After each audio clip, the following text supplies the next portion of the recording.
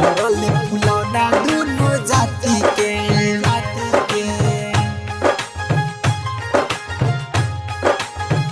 फोड़ल फुलौना दोनों जाति के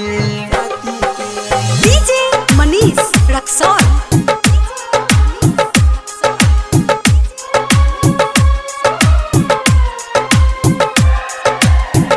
फोड़ल फुलौना दोनों जाति के फोड़ल फुलौना दोनों जाति के सखी सुहाग रात के पहिला नुराती के सखी सुहाग रात के पहिला नुराती के फोड़ल फुलौना दोनों जाति के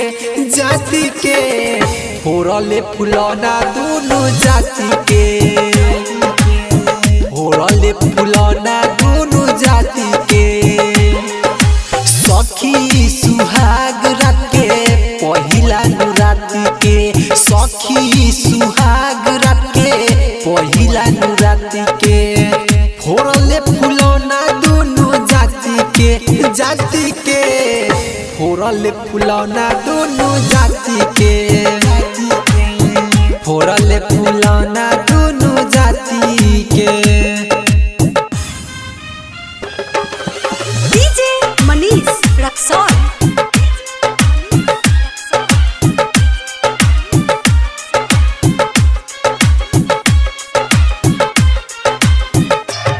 फोड़ल फुलौना दोनों जाति के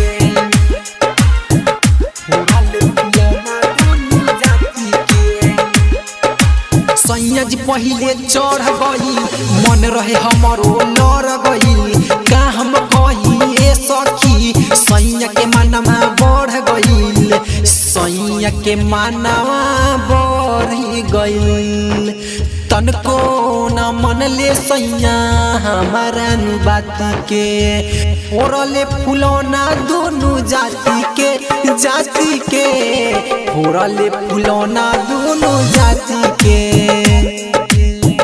फोड़ल फुलौना दोनों जाति के डीजे मनीष रक्सौल।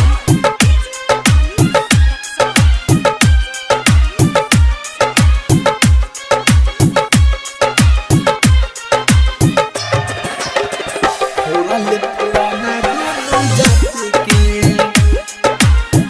फोड़ल फुलौना दोनों जाति के पहिला रात रहे खैनी न खाना कैसे के करती सखी रे माना सुमन से डरी रहे थाने सखी रे हमहू लगनी काने सखी रे हमहू लगनी काने राइटर विकास रमन लिखतानी पाती के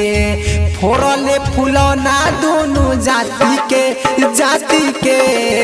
फोड़ल फुलौना दोनों जाति